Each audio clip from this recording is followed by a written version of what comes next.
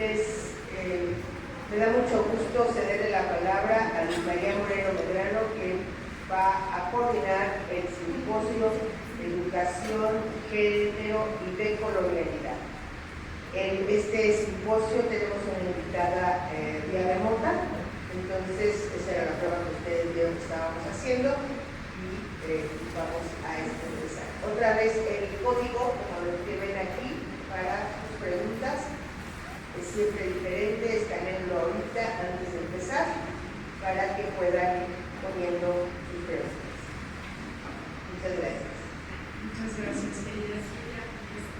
Ahí no se oye bien, Elisa, ¿verdad? Claro que se ve. Las dos Elisas, nuestras tres Elisas y todas las Elisas. Oigan, pues un gusto tremendo estar aquí esta mañana con esta red tan sorora que ha sido tan poderosa en estos días y compartir este espacio de reflexión sobre educación, género y decolonialidad con dos mujeres que quiero y admiro profundamente, Elisa Loncón, que es una académica mapuche, y Lupita Mendoza Suani de la Universidad Veracruzana, que ahorita voy a presentar ampliamente, que tiene el programa. Bueno, pues realmente este panel lo pensamos en el sentido de que vivimos en un momento histórico en el que las estructuras de saber tradicional están siendo muy cuestionadas en diferentes contextos. La educación, como hemos visto en estos días, no es neutral, ¿no? Ha sido históricamente, puede ser una herramienta de liberación, pero también puede ser una herramienta de opresión a través de estructuras coloniales, patriarcales y racistas. Entonces, desde esta conciencia crítica es que queremos hoy dialogar sobre cómo pensar justamente en promover una educación que sea liberadora, que sea situada y que esté comprometida con la justicia social. Entonces, en esta mesa lo que queremos es hacer este ejercicio interseccional, como hablábamos ayer, cómo hacemos esta relación entre educación, género y decolonialidad, reconociendo que no se trata nada más de añadir temas en un currículum, sino de transformar las formas en que enseñamos, en que aprendemos, en que convivimos, ¿no? Y lo hemos experimentado en carne propia en estos días aquí en el Congreso, que la forma de estar en el mundo, de relacionarnos con el mundo, de ser afectadas por las otras personas, por estas mujeres con las que convivimos, hace una diferencia muy importante en la manera en que construimos conocimiento. Entonces, queremos visibilizar estas prácticas que resisten, saberes que sanan, queremos hablar mucho de sanación, queremos hablar de reparación, y muchas veces son preguntas que incomodan, términos que incomodan, pero que abren caminos. Entonces entiendo que estos términos a veces son muy controversiales, como dice nuestra querida Sara Ahmed, a veces hay que aprender a sentarse en la incomodidad y a simplemente estar ahí, ¿no? Y ver cómo se siente esta silla incómoda, como las posturas de yoga, que uno ya quiere salirse, ¿no? Inmediatamente, y a veces simplemente hay que quedarse ahí y ver qué es lo que sucede, ¿no? Entonces, esos dos conceptos que a veces suenan súper academicistas nada más, la interseccionalidad y la decolonialidad, tienen mucho que aportarnos políticamente, para hacernos más fuertes políticamente. La decolonialidad no es solamente una crítica al colonialismo histórico, sino es una apuesta por desmantelar formas contemporáneas de este pensamiento muy colonial que sigue organizando el mundo, el saber, las relaciones humanas. Ayer veíamos en varias presentaciones como muchas veces en la educación seguimos refiriéndonos a estos grandes pedagogos europeos, blancos, como nuestros gurús, ¿no? Y cómo hacemos esta distinción entre, no, bueno, estos son saberes que no son científicos, pero estos son conocimientos que son científicos. Todas esas divisiones que hacemos es el pensamiento colonial, ¿sí? Entonces eso es lo que queremos pues cuestionar. En el campo educativo, justo esto significa desafiar estos conocimientos eurocentrados y empezar a desnaturalizar estas jerarquías, ¿no? que son epistemológicas y que abren espacios también, como lo vamos a ver con Lupita a través de su proyecto de ecofeminismos, con Elisa Loncón, abren el espacio para empezar a escuchar saberes ancestrales, comunitarios y populares que han sido históricamente silenciados. Ayer veíamos en el caso de Natalia, ¿no?, que nos decía, la cocina ha dejado de ser un lugar importantísimo en la vida de las familias, ¿no?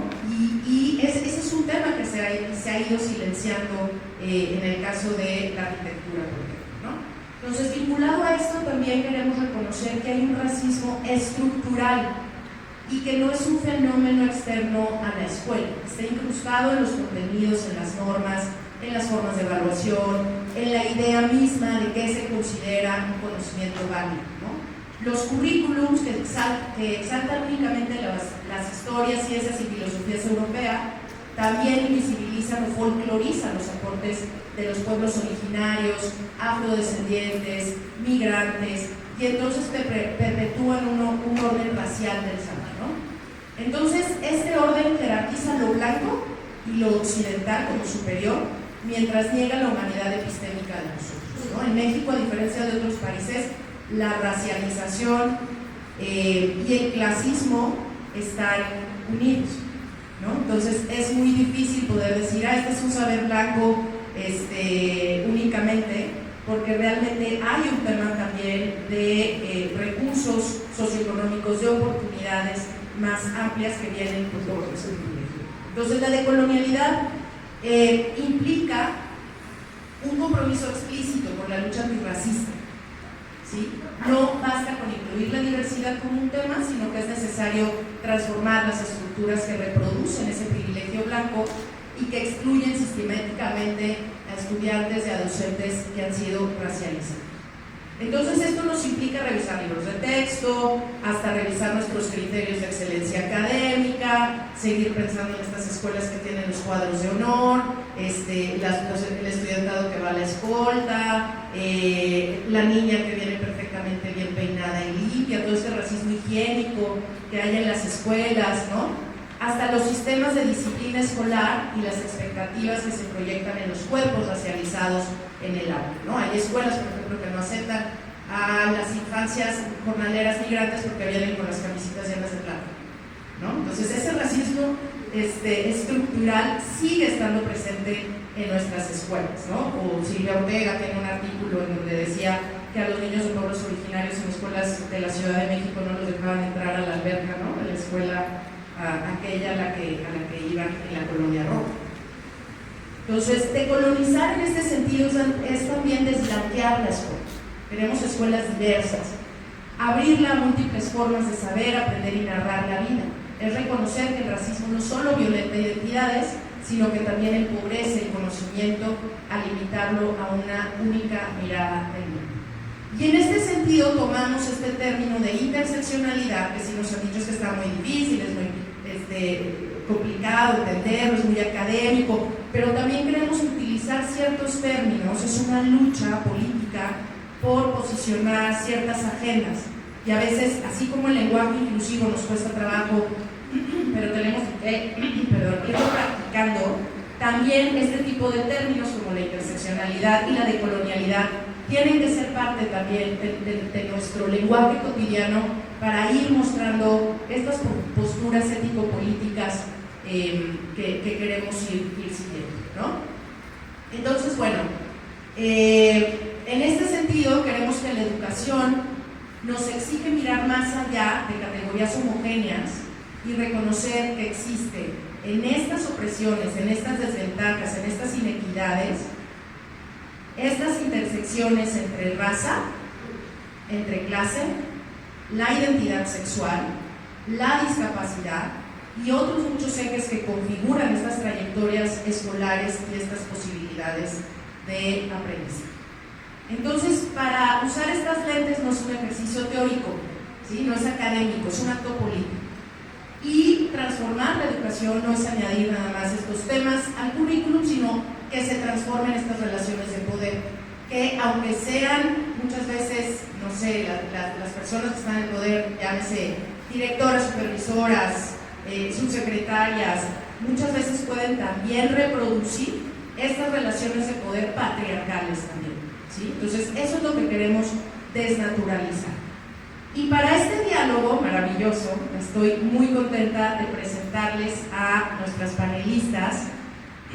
Elisa Loncón, que nos acompaña desde Chile.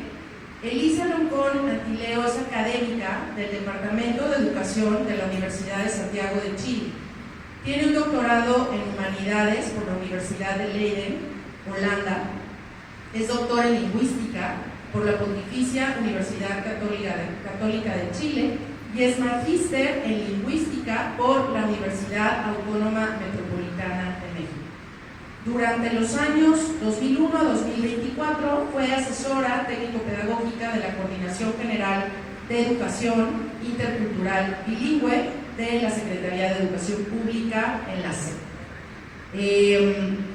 Es ex convencional constituyente por el pueblo mapuche, esto fue en julio del 21 y julio del 22. Es expresidenta de la Convención Constitucional, electa el 4 de julio en el 2021 a enero del 2022. La revista Time la incluyó entre las 100 mujeres más influyentes del año 2021 y la revista Financial Times la nombró entre las 25 mujeres más influyentes de todo el mundo en el 2021. Recibió el Premio Internacional René Cassin por su compromiso con los derechos humanos también en el 2020. Bienvenida, Elisa, muchas gracias por estar con nosotros. Y tenemos también a nuestra querida Rosa Guadalupe Mendoza Suani, Lupita Mendoza. Ella es investigadora en el Instituto de Investigaciones en Educación de la Universidad Veracruzana. Es integrante del Sistema Nacional de Investigadores Nivel 3 y de la Academia Mexicana de las Ciencias. Es coordinadora de la Cátedra UNESCO, Educación para la Ecociudadanía y la Sustentabilidad. Es coordinadora de la serie Sustentabilidad del editorial de la Universidad Veracruzana y es presidenta de la Comisión Estatal de Planeación y Programación de la Educación Indígena, CPI, del Consejo Interinstitucional Veracruzano de Educación.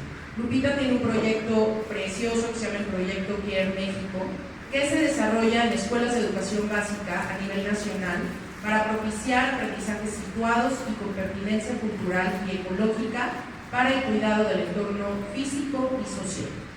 Es doctora en política por la Universidad de York, en el Reino Unido, y maestra en ciencias antropológicas por la Universidad Autónoma de Yucatán. Sus líneas de investigación son los aprendizajes situados para el cuidado del entorno físico y social, los ecofeminismos en la educación, la pertinencia cultural y ecológica de los aprendizajes y la evaluación de políticas educativas para contextos rurales e indígenas. Y bueno, yo admiro mucho también la trayectoria de ambas porque han abierto brecha en los temas de justicia epistémica en México y cómo quieren estar unidos a toda la educación. Vamos a hacer un diálogo con 3 preguntas generadoras, muy a la Freire, y vamos a tener 5 minutos cada una para compartir estas provocaciones. Le vamos a pedir a Elisa si quiere comenzar con la primera pregunta, que es ¿cómo reproduce o resiste el sistema educativo actual las lógicas coloniales y patriarcales en sus contenidos, metodologías y estructuras de poder? Adelante, Elisa, por favor. Bueno, muchas gracias por esta posibilidad de llegar a ustedes y también saludar a todas las maestras, a las colegas que están reunidas. Yo debía haber estado allá, pero acá en la universidad he asumido algunas responsabilidades por la democratización de la universidad y por primera vez después de lo que fue la dictadura militar, hoy día tenemos un consejo universitario y soy miembro del consejo universitario y justo teníamos una reunión en la cual no podía faltar, por eso no llegué a estar presente allá en físico con ustedes, pero aquí estoy y muy contenta. Respecto a esa pregunta, a mí me gustaría presentar un video, tiene 5 minutos, no sé si lo puedo hacer, y sobre eso seguir la conversación. Claro que sí. Son mujeres mapuche, están practicando la chueca, o eso pensarán tal vez muchos al verlas, pero se trata del palín. A lo que los españoles le llamaron, Explica un maestro mapuche, comentando el porqué de la confusión en el nombre. porque ellos le dicen, tenía como parecido que como el palo está chueco y juegan así. Ellos no sabían que se llamaba palín. Lo llamativo es que la literatura hispana habla de jugadores, no de jugadoras. Y es allí donde varias comunidades luchan por reivindicar la práctica femenina del palín. Es un espacio de socialización para compartir, para decidir, para debatir. Y entonces la mujer efectivamente siempre estuvo presente. Hasta que la Iglesia Católica en 1688 prohíbe su práctica para mujeres. ¿Saben lo que dicen? Porque es un atentado a la moral que significa la participación de las mujeres. Indecente, incorrecto. No les permite ir a la misa, en el que las mujeres pierden la esencia. Hoy la voz de la mujer mapuche es clara desde pequeña. Las mujeres pueden jugar cualquier juego, la pelota o basquetbol. Muy bien. Y eso hace que en la Florida encontramos este grupo. Algunos ven y arman la cancha. El raya. La raya es el punto, se marca Un punto, pero se llama, se dice raya. O sepa. 6 pasos, que serían los 6 metros del terreno. Se organizan las laminas. Recuerden no levantar el niño de la cadera hacia abajo. El pali está listo. ¿Cuál? Y comienza el lance.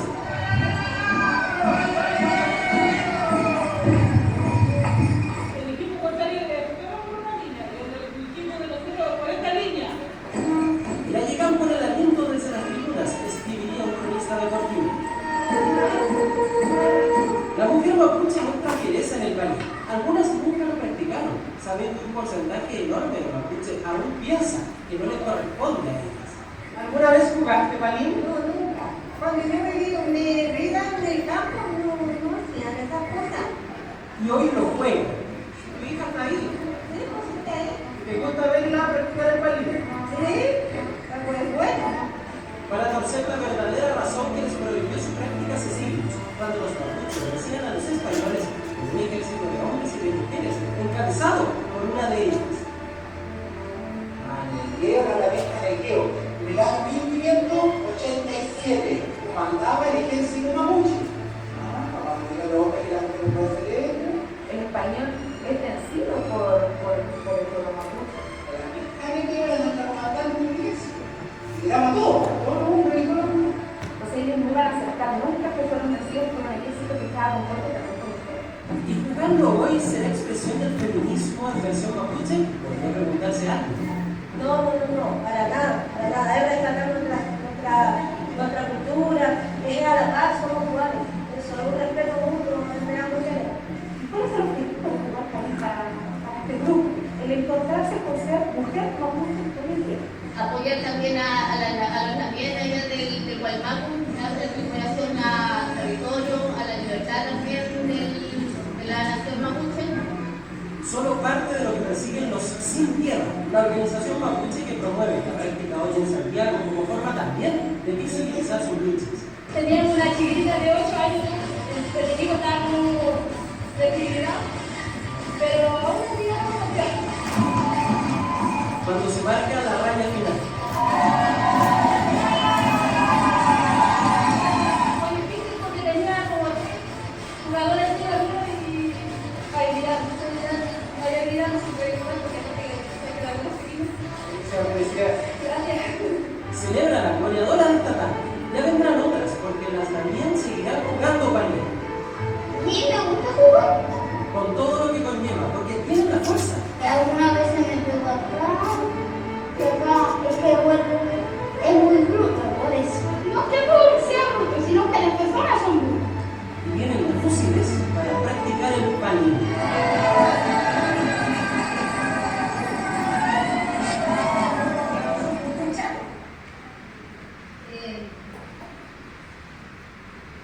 ¿Me escuchan? Sí, te escuchamos muy bien. Muy bien, muchas gracias. Entonces, respecto a esa pregunta que inicial, coloqué esto porque es un juego tradicional del cual la escuela nos prohibió a varias generaciones de mujeres. Yo no estudié nunca parir, mi madre sí lo hizo, y así como se prohibió la lengua, se prohibieron los juegos y se prohibió también la incidencia de las mujeres en la toma de decisión y en la producción de los conocimientos ancestrales. Entonces, tenemos una escuela que tiene una gran necesidad de descolonizarse. Yo hablo de descolonización porque con este lenguaje comenzamos los pueblos indígenas al inicio de los 90, y en los años 2000 salen las categorías de colonial, pero ya tomadas por los investigadores no indígenas. Sin embargo, el proceso continúa y la descolonización implica apuntar al diálogo en materia curricular, a la ecología de saberes, al diálogo entre los conocimientos, y a reivindicar que el conocimiento no es solo una acción intelectiva, sino también donde participa el corazón, donde participa el tema de la memoria, donde participan los sueños y donde participa de la naturaleza y todo lo que es la situación del aprendizaje y el estar en el mundo en un equilibrio también espiritual entre los seres humanos y la naturaleza. Entonces, no sé si puedo continuar o dejo hasta aquí para darle paso a la otra compañera. Gracias, Elisa. Sí, un PowerPoint. Sí, buenísimo. Vamos a darle espacio ahora a Lupita, si te parece bien, y ahorita regresamos a Muy bien. Gracias. Muchas gracias.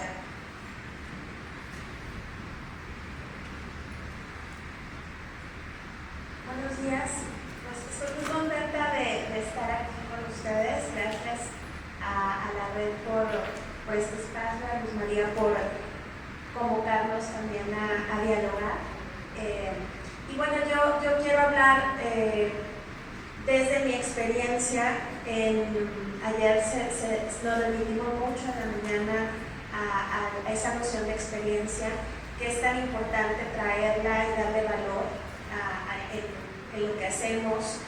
Y ayer también en el taller que impartimos Ixel Cabrera y yo sobre el legado pedagógico y feminista de Hooks, hablábamos de cómo la experiencia es central, es fundamental para teorizar, pero también para hacer en nuestros diferentes ámbitos, ¿no? No me gusta hablar de trincheras, antes hablaba de trincheras, pero son como de guerra, ¿no? como desde nuestros ámbitos, desde nuestros espacios. Y bueno, yo durante varios años trabajé mucho en el campo de la educación intercultural, de ahí que empecé pues a conocer todos estos discursos o intentar conocerlos de lo decolonial, y tenía una cierta frustración que me llevó a una crisis que me permitió también preguntarme cómo puedo hacer y dejar solo de estudiar discursos, de hablar que lo decolonial, de escribir la catástrofe. Creo que muchas veces nos enfocamos mucho en la descripción de la catástrofe. Ahora estoy más también en el campo de lo ambiental y noto cómo nos centramos en describir la crisis climática, la crisis socioecológica, pero el paso a llevarlo a las escuelas o a procesos no escolarizados es el difícil, ¿no? Es en donde creo que al menos desde ciertos campos de la educación nos cuesta.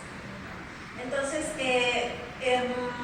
nace un proyecto que no nace en México, nace en Sudáfrica, se trae a México, se resignifica, se sitúa, y creo que en el proceso de ese proyecto, que se llama Proyecto Care México, donde buscamos que que se den procesos de aprendizaje situado para el cuidado, poniendo el cuidado no solo como una ética, sino como una práctica concreta, real. Hemos visto cómo se reproduce en el sistema educativo estas lógicas, porque hemos ido a muchas escuelas, sobre todo en Veracruz y Yucatán, y bueno, de ahí es de donde emerge algo que quiero presentarles brevemente. ¿Hacia dónde tengo que...?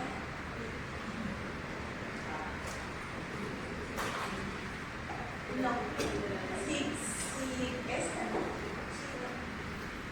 Ahí, perfecto. Gracias.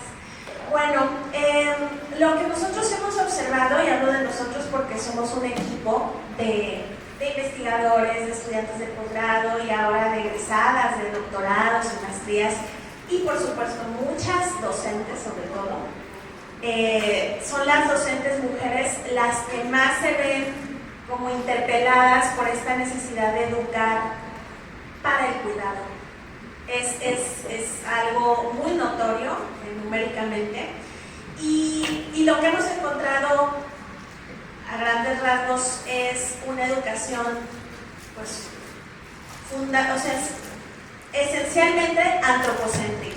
O sea, es una educación que busca en sus fines, en sus objetivos, que los seres humanos logren calidad de vida, movilidad laboral, bienestar, los seres humanos, ¿sí? en una, digamos, omisión de que habitamos un planeta. Entonces es una educación antropocentrada, y creo que eso es un asunto que nosotros desde el proyecto estamos empujando mucho, en dejar de pensarnos como los seres que dominan el planeta, que extraen recursos naturales, todo este discurso que tanto nos hemos apropiado, hablar de recursos naturales, hablar de explotación de recursos renovables, de el planeta y sus elementos naturales como objeto, ¿no? Y nosotros como seres humanos en la cúspide de una jerarquía, ¿no? Eso tiene mucho que ver con lo de colonial, ¿no? O sea, porque finalmente son discursos que han permitido que ciertas regiones del mundo sean concebidas como pues la fuente de todos los recursos para la riqueza en otras latitudes, ¿sí? Y eso se conecta con una educación androcéntrica, ¿sí? Y a esto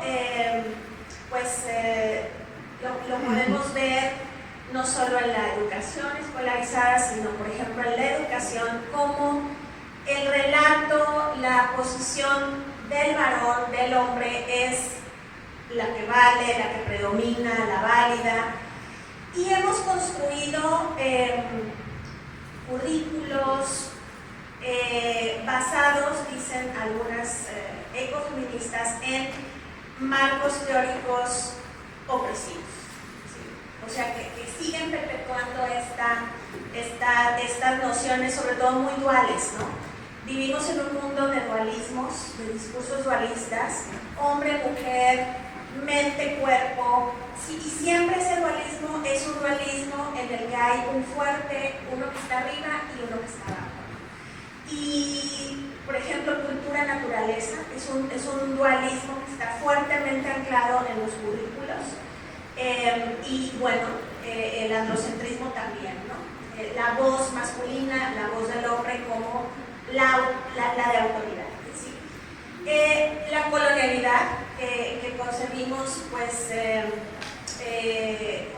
como un eje que queremos trabajar en el proyecto, que tratamos de hacerlo, y no solo para construirnos como constructores de conocimiento propio, sino también reconocer formas de aprender, de enseñar y de conocer distintas. Muchas veces nos centramos mucho en el conocimiento per se, ¿no? Pero no en cómo se llega a ese conocimiento, y en las escuelas podemos encontrar muchas formas de marginar esas formas de aprender que existen, y que al suprimirse, al marginarse, al deliberadamente aplastarse, generan pues problemas muy complejos en las escuelas y con la relación con las familias.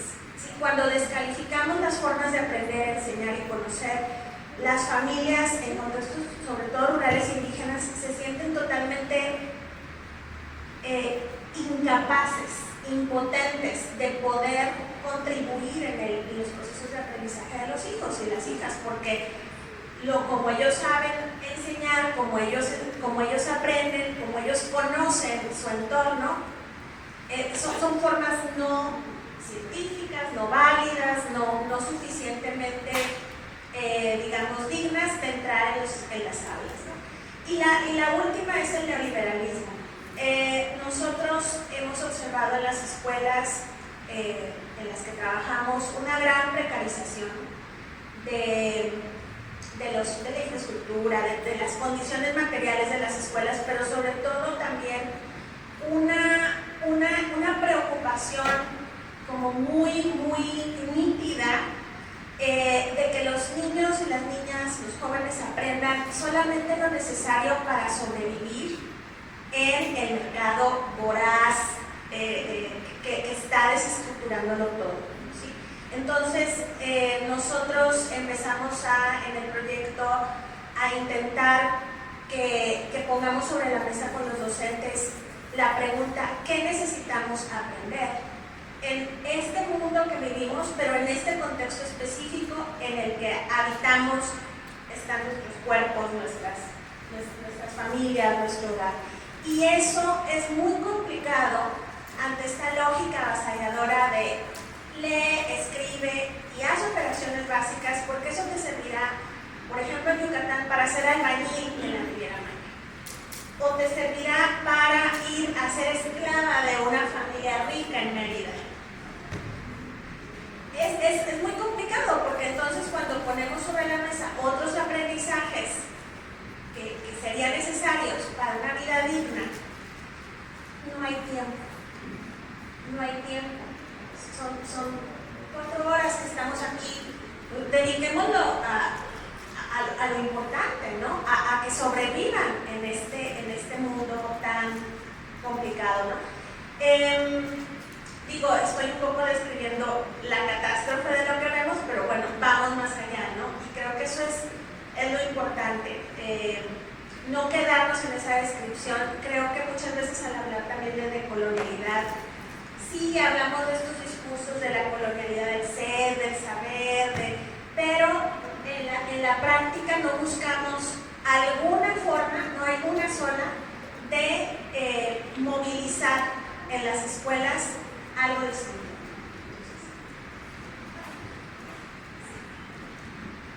Muchísimas gracias, Lupita. Sí, efectivamente esto nos lleva también a cuestionarnos cómo esto se visibiliza en prácticas racistas muy concretas, que tú acabas de mencionar varias que tenemos muy naturalizadas, como es la situación de mujeres en el servicio doméstico en México, ¿no? Está sumamente naturalizado este racismo y muchas veces nuestras escuelas indígenas, como toda esta política de asimilación ha sido muy exitosa, y ahorita la revitalización es sumamente difícil porque no logramos que vaya de la mano con este orgullo identitario, ¿no? Que realmente el sistema educativo logró durante muchos años de hacerles sentir inferiores, ¿no? Entonces es un tema muy fuerte, porque incluso el magisterio de pueblos originarios reproduce muchas veces esas opresiones también, porque fueron pues socializados así, formados así, ¿no? Entonces romper esa inercia en México está siendo muy complicado. Y bueno, ¿y qué significa descolonizar la educación desde una perspectiva de género, interseccional? ¿Y cuáles son estas prácticas concretas que estamos logrando que avancen en nuestras comunidades? Elisa, ¿te gustaría continuar con tus reflexiones?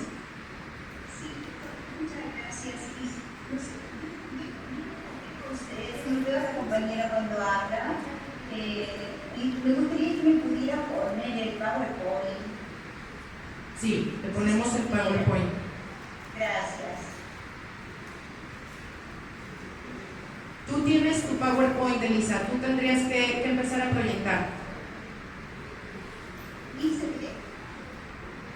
Listo, ya lo vemos. Vemos la segunda diapositiva.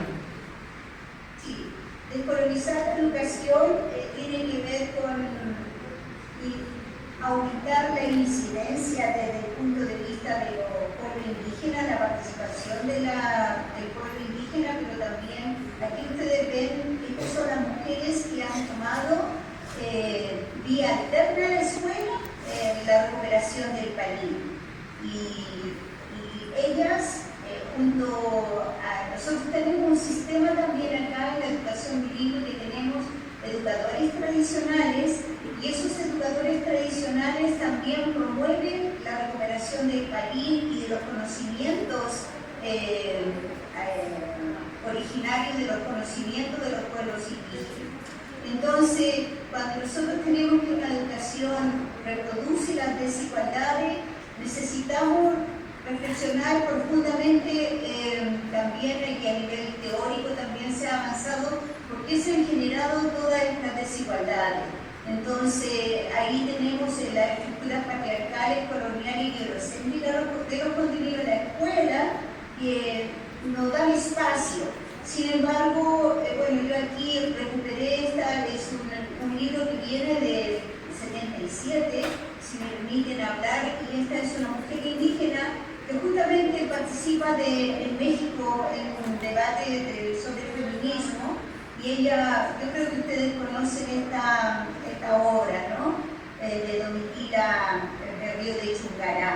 Entonces ella llegó a participar de ese evento para hablar de las opresiones que afectan a las mujeres indígenas en esa época, esposa de minero y su esposo que estaban en huelga.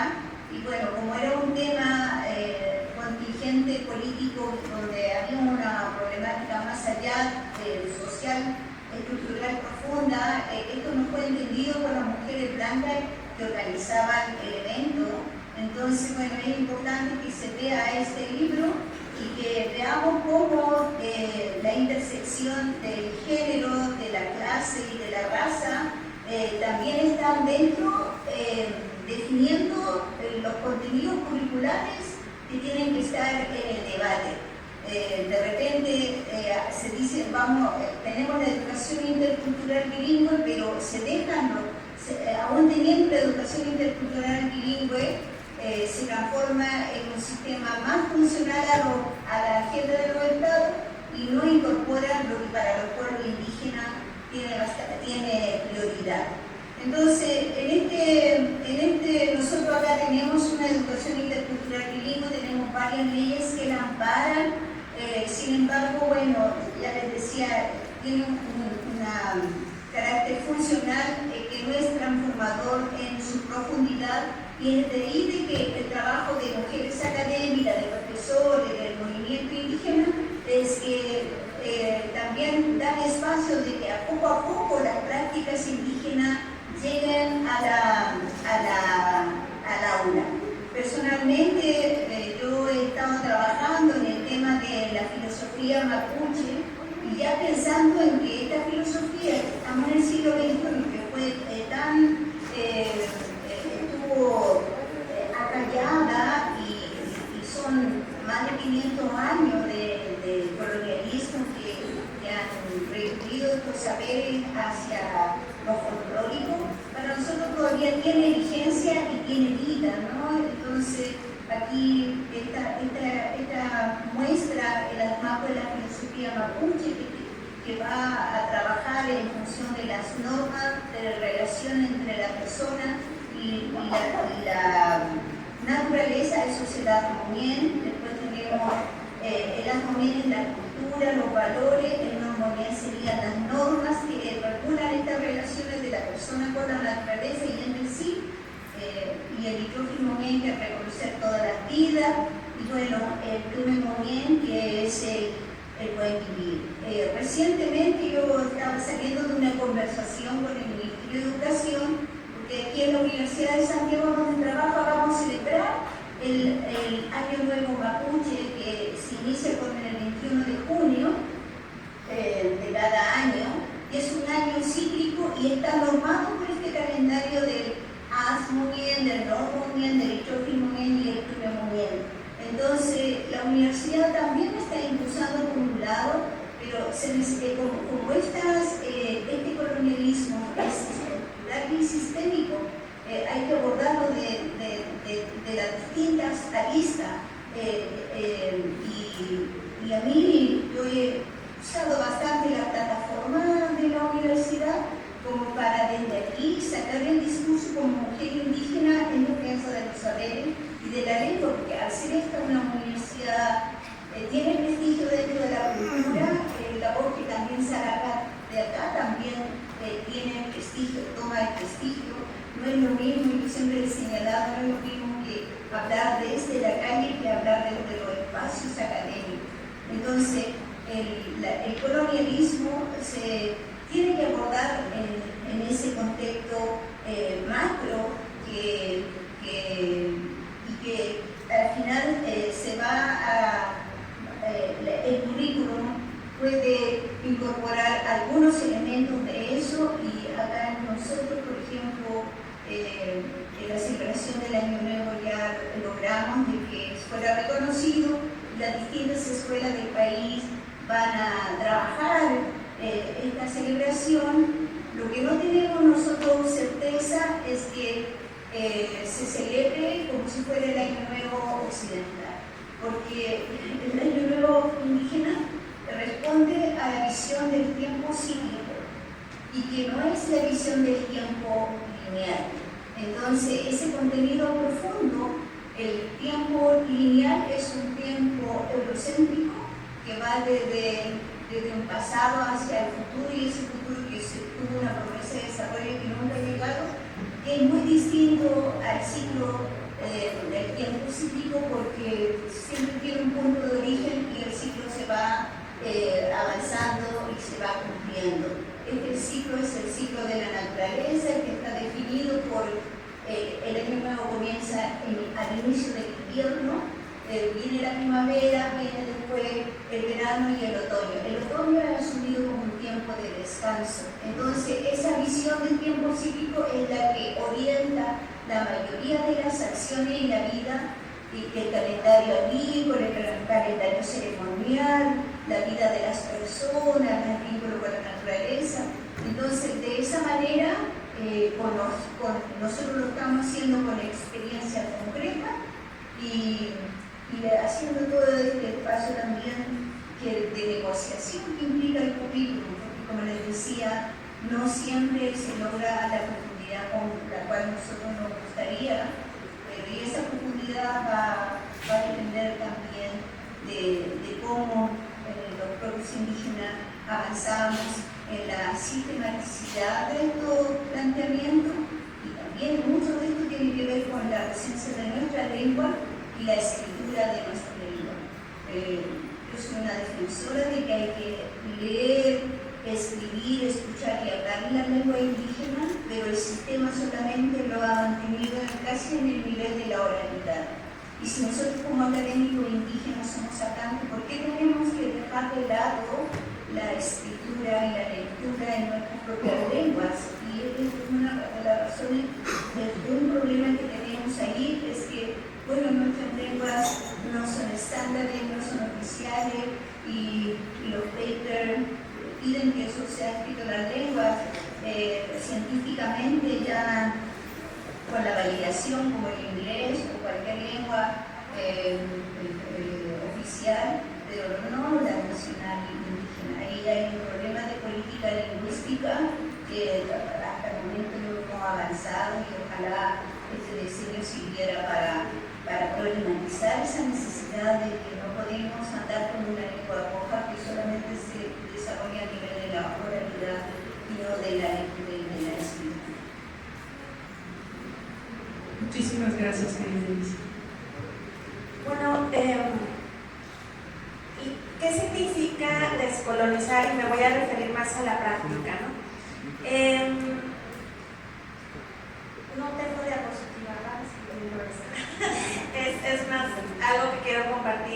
totalmente. Bueno, primero, nosotros, desde lo que hacemos, siempre estamos haciendo mucho énfasis en que no solo se trata, al hablar de descolonizar, de la recuperación o de la revalorización o el rescate, se habla mucho también del rescate de los saberes ancestrales. Son saberes contemporáneos, ¿no? Y eso nos parece central porque es cuando hace mucho sentido, por ejemplo, a los y las docentes, que son saberes y conocimientos que están vivos, que están en las comunidades, en las familias, y entonces para nosotros es mucho más como fluido ir no solo incorporándolos en los contenidos o folclorizándolos y entonces decir que les estamos dando un lugar, sino propiciar un proceso de aprendizaje deliberativo y muy activo. Entonces sí quería enfatizar este asunto de los saberes contemporáneos. Sí quiero también enfatizar que es muy importante no solo referirnos al ámbito cultural, sino también toda esa estructura económica y también conectada al territorio físico, a los ecosistemas, a lo que nos permite estar aquí, los elementos que nos permiten estar aquí, y lo que hemos encontrado como muy útil y muy significativo es procesos de aprendizaje en donde nos enfoquemos en las principales preocupaciones y retos socioecológicos de las comunidades, y ahí las mujeres son expertas en identificarlos. O sea, ellas están saben perfectamente cuáles son. Y puedo referirme al agua. El agua es un asunto central en todos los lugares a los que vamos, urbanos, rurales. La alimentación, quienes nos alimentan, quienes somos las que alimentamos, estamos al pendiente también, no solo del abastecimiento y administración del agua y cuidado del agua, sino también de la alimentación. Y otro gran tema es la salud, pero no solo una salud física, sino también emocional, espiritual, mental. Y a partir de esos temas trabajamos. Y no son temas impuestos, son temas de los que ellas, sobre todo las madres, porque a mí no me gusta mucho hablar en las escuelas de la Asociación de los Padres de Familia, porque los padres no están, o sea, son muy poquitos. Entonces hablamos, pues, puras madres están normalmente involucradas en el apoyo escolar, en el apoyo, en el soporte, ¿no? Para que los hijos tengan trayectorias, y ellas son expertas. Entonces lo que hemos hecho es invitarlas a participar de un proceso de construcción, yo no diría curricular, yo diría más bien, o de un currículo local, vivo, situado a través de materiales muy concretos que me gustaría mucho compartirles. Ya tenemos, nosotros les llamamos progresiones de aprendizaje, ya tenemos, yo creo, unas 200, son de autoría de los y las docentes. No voy a poner a las docentes porque son más las docentes que se suman, y son formas de guiar el proceso de aprendizaje a partir de temas de preocupación local muy concretos, y en donde se incorporan, se articulan, se delibera sobre conocimientos locales situados y globales también, escolares, científicos. Entonces, a veces nos preguntan, entonces esto significa simplemente quedarte en lo local, estar dándole ahí vuelta a lo mismo, ¿no? Es aprender a partir de lo que conocemos, de lo que nos preocupa, de lo que queremos cuidar. Introducimos mucho esa noción de cuidado porque también es una noción desplazada de la escuela, que no entra a la escuela fácilmente, se considera algo más del ámbito doméstico y sobre todo femenino, ¿no? Entonces, muchos niños de repente se enfrentan a, y yo también cuido, y yo también puedo cuidar, porque claro, históricamente nos han dicho, tú eres la que cuidas como mujer, tú como madre, tú como hermana, tú como abuela, y hay en realidad, y lo vemos en los niños, un fuerte como despertar en la idea de puedo ser un sujeto que cuida, ¿no?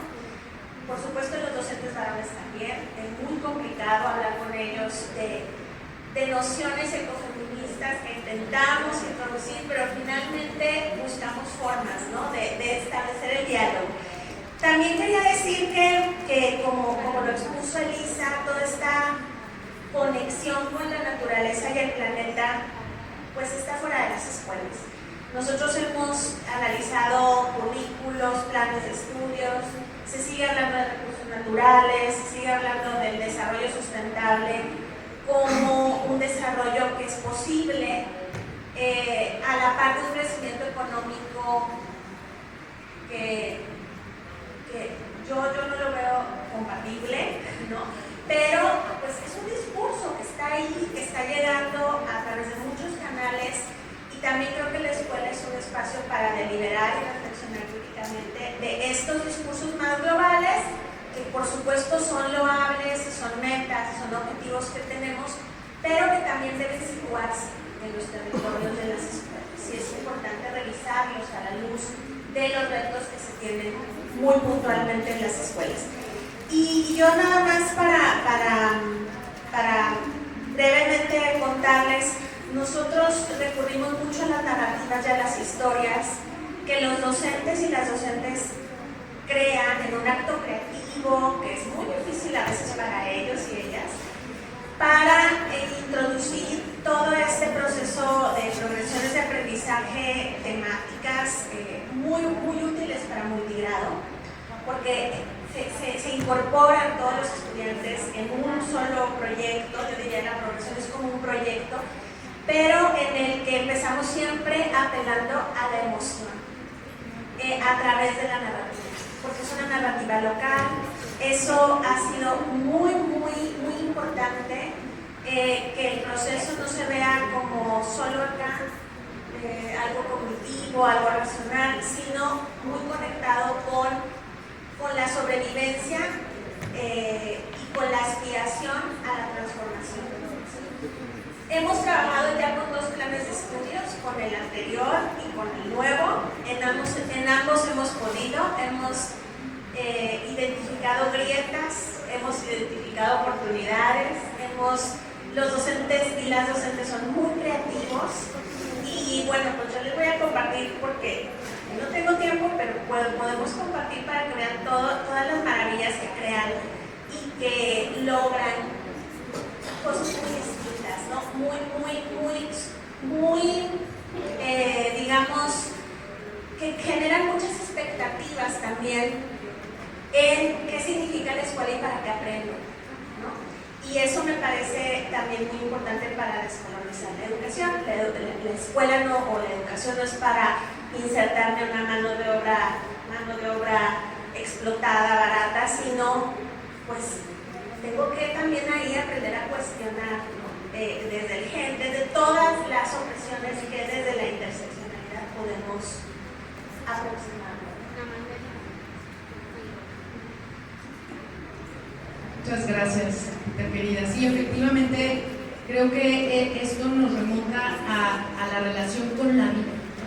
con los cuidados, no con el saber, como lo tenemos concebido desde esta visión muy colonialista, no con el progreso, con el desarrollo, desde esta idea muy capitalista que efectivamente, como decía Lisa, no ha llegado a esa promesa, ¿no?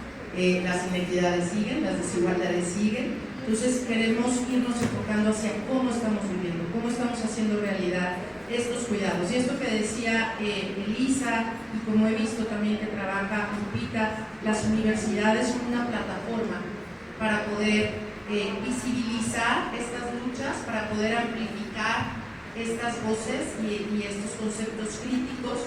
Y creo que la red también es un lugar en donde podemos ir movilizando estos privilegios a favor de estos grupos y a favor de otras agendas, ¿no? Entonces muchas veces toca guardar silencio quienes tenemos privilegios para poder dar el espacio para que otras personas hablen y puedan tener un lugar más protagónico en estas luchas. Y hablar de estos temas efectivamente incomoda muchas veces a los hombres, les incomoda de entrada y luego les libera, porque como decíamos ayer en el taller de Bell Hooks, hablar de feminismo no es hablar de separar hombres y mujeres. El feminismo, como decía Bell Hooks, es para todos y para todas. Se trata de que todos logremos conectar con el corazón para poder cuidarnos entre todos y todas. No es una cuestión separatista, es una cuestión que nos libera justamente de estos mandatos que recibimos culturales de la mujer cuida y el hombre provee, la mujer en casa y el hombre en lo público. Esas dicotomías son las que se quieren cortar. Justamente esta es una liberación para todas y todos. Entonces ahí cuando con las infancias logramos que entiendan esto, hay una liberación también, una relación de verdad, no tengo que seguir trabajando nada más para ser yo el único que mantenga, ¿no? Aquí la cosa es comunal, ¿no? Como dicen las zapatistas y las son mujeres que luchan, no necesariamente se nombran feministas, pero también ahorita, como nos decía en el video de Lisa, ¿no? Son mujeres que hablan de la igualdad, independientemente de si se utiliza el término o no. Bueno, pues para cerrar este maravilloso panel, yo quisiera que termináramos platicando quiénes tienen este poder de nombrar, narrar, validar estos saberes dentro del aula y de la escuela, y cómo podemos redistribuir este poder en favor de una educación más horizontal, más plural y más democrática. Elisa, regresamos allá contigo. Mira, lo que ha pasado y en el siglo XXI es cada vez más evidente de darnos cuenta de las equivocaciones que se han cometido por siglos, de instalar en nuestro currículum una sola cultura, una sola lengua, y que todavía las autoridades y los sistemas estatales insisten en reproducir una sola forma. Entonces, la responsabilidad es política, la responsabilidad es cultural, y yo creo que la responsabilidad es de todos, de todas. No existe un solo mundo, no existe una sola lengua, no existe una única cultura.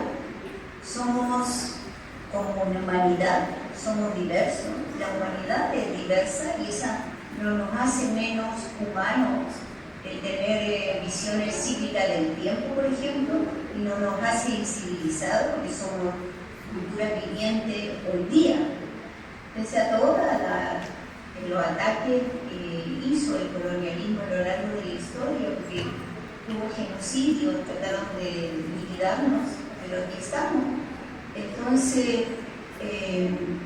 la responsabilidad también nos toca mucho a las mujeres de hablar por nosotras mismas, y cuando no hablar de las abuelas, hablar de las generaciones de mujeres anteriores a nosotros, que no se nombraron en la historia, porque la historia fue nombrada y casi hecha por hombres, pero como decía también en el video de las mujeres, tuvimos en esa resistencia de 3 siglos y continuamos, y se habla poco de nosotras. Entonces, ¿quiénes le vamos a poner en la agenda? Somos nosotros mismas que tenemos que hacer eso. Y en esto no está fuera el hombre, porque si lo vemos en términos de pueblos indígenas, por ejemplo, toda la Latinoamérica es indígena, somos la gran mayoría. Los que toman las decisiones cada vez son menos en términos de quienes tienen el poder económico, en el mundo son familias. Entonces, nos corresponde mucho como luchar con esta visión en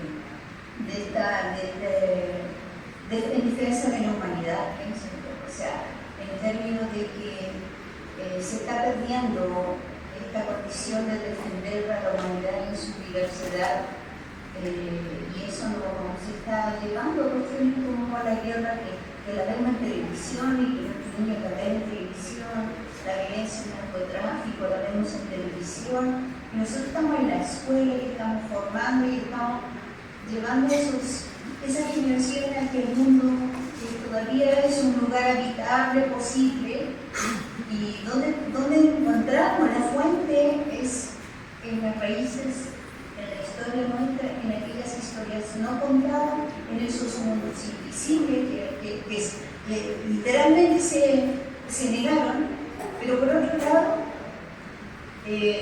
acá también hay un poeta que habla del mundo invisible cuando nosotros estamos presentes, al lado de nosotros, detrás de nosotros está el lo invisible, y eso invisible es la fuerza de la naturaleza, eso invisible son nuestros antepasados, porque nosotros no somos lo único que vivimos en esta vida, en esta naturaleza.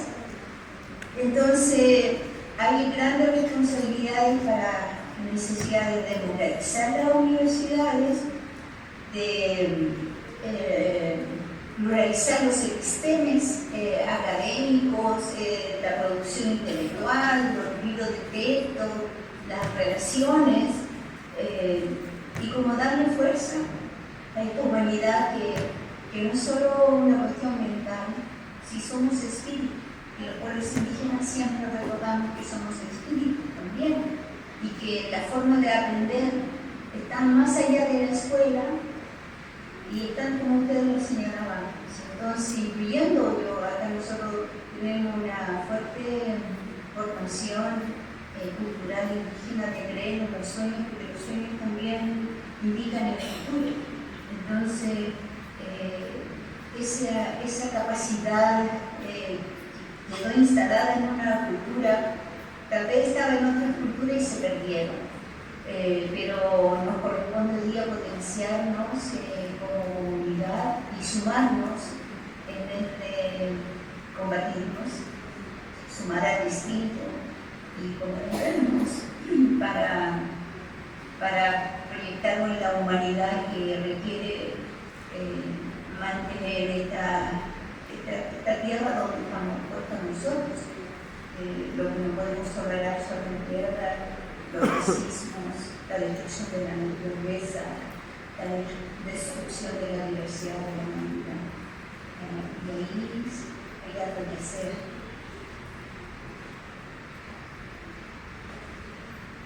Bueno, voy a solo referirme a una idea que me parece importante para esta redistribución del poder y tiene que ver con el rol que juegan las familias en los procesos educativos. Nosotros hemos tratado de trabajar en las escuelas con los docentes en esta idea de que todos somos sabedores y sobre todo en contextos donde hay padres y madres que no saben leer y escribir, que están constantemente pues excluidos del acompañamiento y que incluso son responsabilizados muchas veces del desempeño escolar de sus hijos.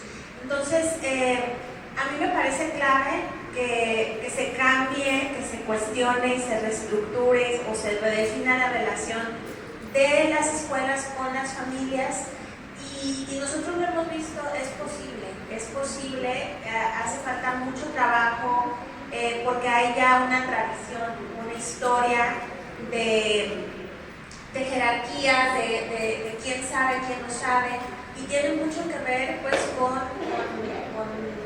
haber sido alfabetizado o no, por ejemplo, ¿no?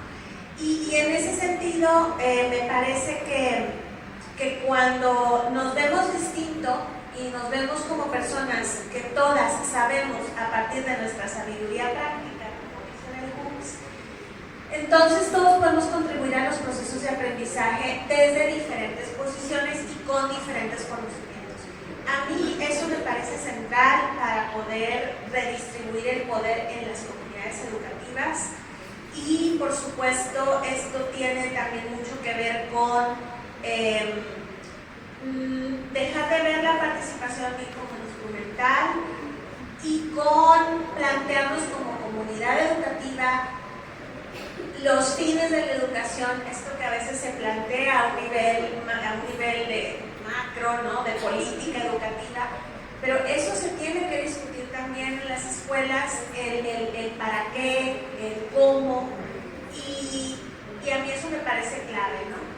Y sé que es posible porque lo he visto, y los efectos son impresionantes en términos de algo que nos importa mucho, abatir el rezago, lograr aprendizajes. Bueno, se logra. Ese es un componente que me parece central para esa redistribución del poder y esa apropiación de la escuela como un espacio democrático que no solo incorpora la preocupación de la diversidad, sino también de la desigualdad, ¿no? O sea, eso es muy importante también. Entonces, bueno, para no extenderme más, ahí voy. Les agradezco muchísimo este tiempo. Gracias a Ángeles Olvera, que nos mandó también estas similitudes que hay con el balín y la participación del juego de bola tradicional de la cultura rarámuri en Chihuahua, por ejemplo. Entonces, empezar a hablar de esto, nombrar estos justamente los procesos que queremos para diversificar estas maneras de habitar el mundo. Gracias a todas. Nos vamos a receso. Gracias, Elisa, por conectarte. Gracias, diputado.